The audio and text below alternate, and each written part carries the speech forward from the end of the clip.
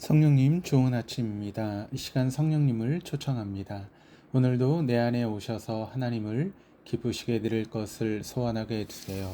오늘 말씀을 통해 구체적으로 무엇을 해야 할지를 깨닫게 해주세요. 깨달은 것을 삶 속에서 실천할 수 있도록 도와주세요. 아멘. 오늘 함께 나누실 하나님 말씀은 민수기 32장 20절에서 42절까지 말씀입니다.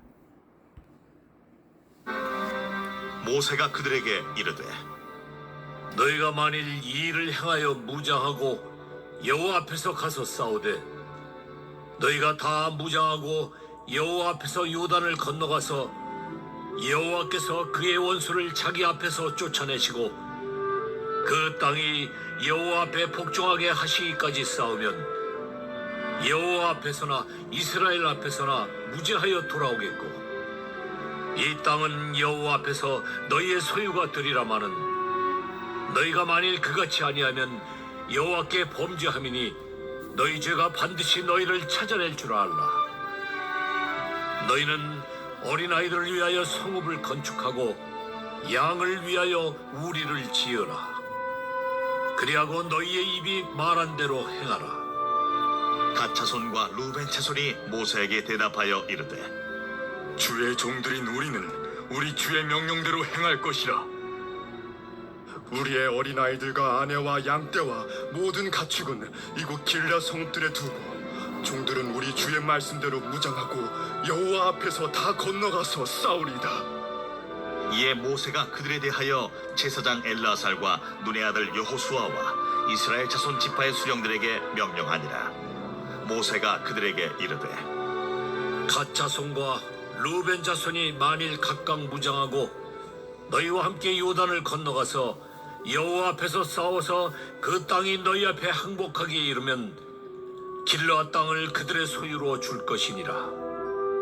그러나 만일 그들이 너희와 함께 무장하고 건너지 아니하면 그들은 가나안 땅에서 너희와 함께 땅을 소유할 것이니라. 갓 자손과 루벤 자손이 대답하여 이르되 여호와께서 당신의 종들에게 명령하신 대로 우리가 행할 것이라. 우리가 무장하고 여호와 앞에서 가나안 땅에 건너가서 요단 이쪽을 우리가 소유할 기업이 되게 하리이다. 모세가 갓 자손과 루벤 자손과 요셉의 아들 므낫세 반 지파에게 아모리인의 왕 시온의 나라와 바산 왕 옥의 나라를 주되 곧 그 땅과 그 경내의 성읍들과 그 성읍들의 사방 땅을 그들에게 주매 갓 자손은 디본과 아다롯과 아로엘과 아다롯 소반과 야셀과 욕부하와 벤리무라와 베타란들의 견고한 성읍을 건축하였고 또 양을 위하여 우리를 지었으며 루벤 자손은 헤스본과 엘르알레와 기랴다임과 느보와 바알무온들을 건축하고 그 이름을 바꾸었고 또 신마를 건축하고 건축한 성읍들의 새 이름을 주었고 므낫세의 아들 마길의 자손은 가서 길르앗을 쳐서 빼앗고 거기 있는 아모리인을 쫓아내매 모세가 길르앗을 므낫세의 아들 마길에게 주매 그가 거기 거주하였고 므낫세의 아들 야일은 가서 그 촌락들을 빼앗고 하본 야일이라 불렀으며 노바는 가서 그낫과 그 마을들을 빼앗고 자기 이름을 따라서 노바라 불렀더라. 오늘 20절에서 22절이 이렇게 기록을 합니다. 모세가 그들에게 이르되 너희가 만일 이 일을 행하여 무장하고 여호와 앞에서 가서 싸우되 너희가 다 무장하고 여호와 앞에서 요단을 건너가서 여호와께서 그의 원수를 자기 앞에서 쫓아내시고 그 땅이 여호와 앞에 복종하게 하시기까지 싸우면 여호와 앞에서나 이스라엘 앞에서나 무죄하여 돌아오겠고 이 땅은 여호와 앞에서 너희의 소유가 되리라마는 갓 자손과 루벤 자손은 앞선 16절과 19절에서 두 가지 약속과 한 가지 부탁으로 구성된 타협안을 제시했습니다. 첫 번째 약속은 요단강을 건너 가나안을 정복하고 토지 분배가 마쳐질 때까지 선대에서 싸우겠다라고 하는 것이었고 또 두 번째 요단강 서쪽에서는 땅을 재산으로 분배받지 않겠다라고 하는 것이었습니다. 그리고 이 두 약속을 지킬 테니 아내, 자녀들 그리고 가축은 요단 동편에 남아 머물 수 있도록 성을 먼저 쌓게 해달라고 하는 부탁이었습니다. 이에 모세는 그 그 타협안을 수용했습니다. 모세는 20절에서 22절의 짧은 세 구절 속에 여호와 앞에서라고 하는 말을 무려 5번이나 반복하여 말했습니다. 그는 무장, 도하, 전쟁, 정복, 소유 등 모든 것이 여호와 앞에서 이루어진다라고 말하며 삶의 전 과정이 하나님의 통치의 영역이다라고 하는 것을 인정했습니다. 모세는 20절에서 갓 자손과 르우벤 자손이 무장하러 싸우러 나간다고 이야기하면서도 21절에서는 여호와께서 그의 원수를 자기 앞에서 쫓아내시고라고 말하며 여호와를 주어 삼아 이야기했습니다. 즉 모세에게 있어서 여호와 앞에서의 삶은 바로 여호와는 팔짱을 끼고 지켜보시고 여호와 앞에서 자신만 홀로 행하는 삶이 아니라 여호와와 함께 행하는 삶을 의미하고 있는 것입니다. 23절에서 24절입니다. 너희가 만일 그같이 아니하면 여호와께 범죄함이니 너희 죄가 반드시 너희를 찾아낼 줄 알라. 너희는 어린아이들을 위하여 성읍을 건축하고 양을 위하여 우리를 지으라. 그리하고 너희 입이 말한 대로 행하라. 죄성을 지닌 인간은 타락의 가능성을 안고 있기에 경고가 필요합니다. 분명 성경에도 수많은 경고들이 존재합니다. 그러나 경고는 사람의 겉모습을 바꿀 수 있을지 모르지만 마음을 치유할 수는 없습니다. 그래서 우리가 받아야 했던 수많은 경고, 곧 율법의 저주를 예수님께서 나무 십자가에서 대신 받으셨습니다. 그분이야말로 율법에 온전히 순종하셔서 성경이 약속한 복을 받아야 했지만 그분은 우리 대신 저주를 받으셨습니다. 그리고 그분이 율법의 요구를 이루심으로 완성하신 은은 우리에게 전가시켜 주셨습니다. 그래서 우리는 예수님 덕에 하나님께 저주가 아닌 사랑을 받게 됐습니다. 이 사랑만이 우리의 겉모습을 넘어 마음을 치유합니다. 예수님께서 우리를 위해 행하신 이 희생을 온전히 믿는 우리는 더 이상 우리 안에 죄 때문에 두려움에 종노릇하지 않습니다. 날마다 눈을 들어 하늘로부터 쏟아지는 하나님의 사랑을 바라보고 감탄하며 하나님을 즐거워합니다. 그래서 우리는 우리 자신을 드러내기 위한 낮은 차원의 삶이 아니라 하나님 사랑의 풍성하심을 드러내는 영혼에 잇된 삶을 살아갑니다. 경고가 포함된 모세의 타협한 수용 발언을 들은 갓 자손과 르우벤 자손은 자신들의 다짐을 이야기했습니다. 25절, 27절입니다. 갓 자손과 르우벤 자손이 모세에게 대답하여 이르되 주의 종들인 우리는 우리 주의 명령대로 행할 것이라. 우리의 어린아이들과 아내와 양떼와 모든 가축은 이곳 길앗 성읍들에 두고 종들은 우리 주의 말씀대로 무장하고 여호와 앞에서 다 건너가서 싸우리이다. 갓 자손과 르우벤 자손은 자신들을 종으로 낮춰 불렀습니다. 게다가 모세의 삶이었던 여호와 앞에서의 삶을 자신들도 살아가겠노라고 다짐했습니다. 그러나 그들의 중심에 여전히 하나님이 아닌 물질이 남아있었음은 이후에 밝혀집니다. 모세는 자신이 두 지파와 맺은 타협안이 자신의 사후에 이루어질 일이었기에 이스라엘 대표들 앞에서 공식화했습니다. 28절에서 30절까지 말씀입니다. 이에 모세가 그들에 대하여 제사장 엘라살과 눈의 아들 여호수아와 이스라엘 자손 지파의 수령들에게 명령하니라.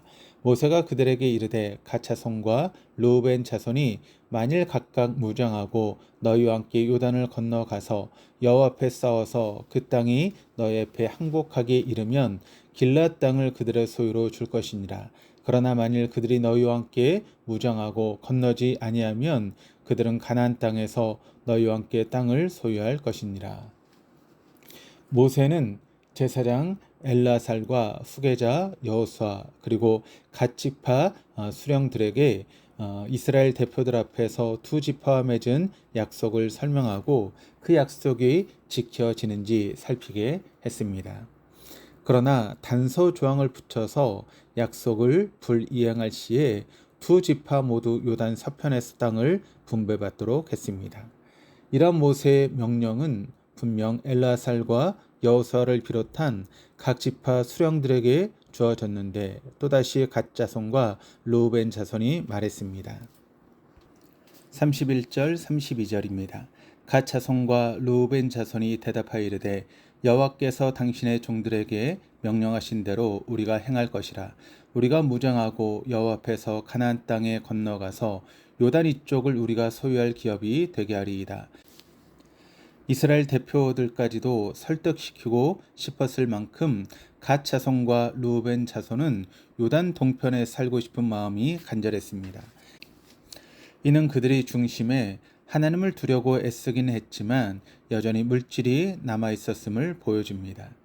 정말로 그들이 중심에 하나님만 두었다면 그들은 타협안을 제시할 것이 아니라 요단 동편에서의 삶을 내려놓으며 회개하고 하나님의 계획인 요단 서편에서의 삶을 선택해야 했습니다. 어쩌면 그들의 머릿속에는 이미 요단 서편 전쟁에서 얻게 될 막대한 전리품까지도 계산되었을 수 있습니다. 끝까지 굽히지 않는 두 지파의 결정을 하나님께서 묵인하셨습니다. 그리고 이스라엘 백성의 첫 번째 땅 분배가 요단 동편에서 이루어졌습니다.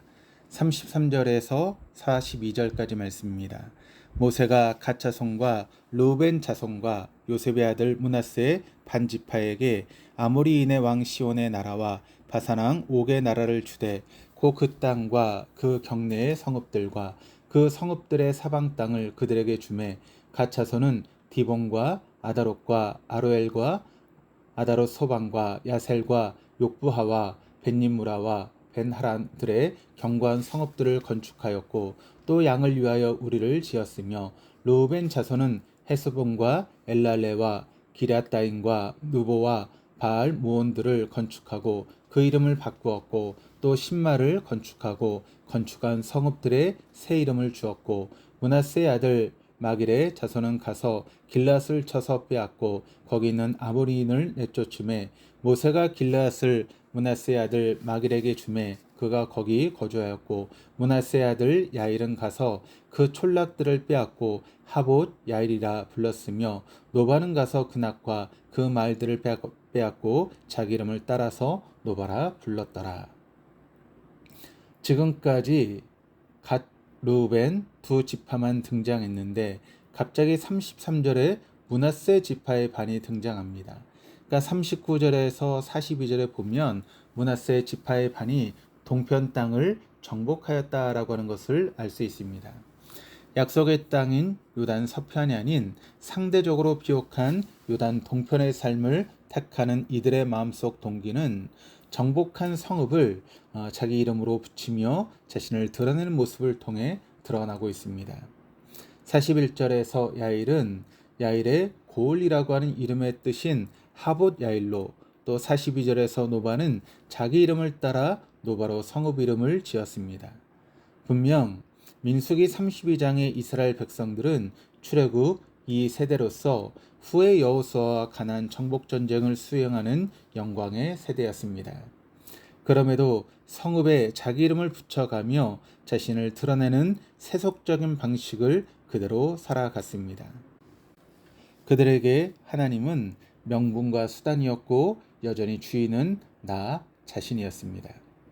오늘 본문은 하나님이 아닌 하나님이 주신 것들을 중심 삼을 때 우리가 얼마나 어리석은 선택을 하는지와 또 우리 스스로는 하나님을 중심에 둘 수 없음을 우리에게 보여주고 있습니다. 우리가 우리의 중심을 하나님으로 가득 채울 수 있는 유일한 길은 예수 그리스도가 나타내신 하나님의 사랑입니다. 그 사랑만이 우리의 중심을 치유하고 삶을 송두리째 변화시킵니다. 하늘로부터 쏟아져 내리는 하나님의 사랑을 향해 눈을 들고 감탄하며 여호와 앞에서 그분과 더불어 즐거운 순종을 행하기를 바랍니다. 우리는 그 삶을 영원히 살아갈 복을 받은 자들입니다. 그리고 오늘은 그 기쁜 소식이 우리의 삶을 휘감는 즐거움 속의 한날인 줄 믿습니다. 기도하시겠습니다. 하나님 아버지, 우리가 여호와 앞에 살고 있다는 것을 잊었거나 그 삶 자체를 두려워할 때에도 우리를 떠나지 않고 곁을 지켜주셔서 감사합니다. 증량할 수 없는 하나님의 사랑을 중심에 머금고 우리 영혼이 그 사랑을 음미하여 여호와 앞에서 여호와와 함께 그 사랑의 풍성함을 드러내며 살게 하여 주옵소서. 하나님 사랑의 영원한 표지가 되시는 예수 그리스도의 이름으로 기도드립니다. 아멘.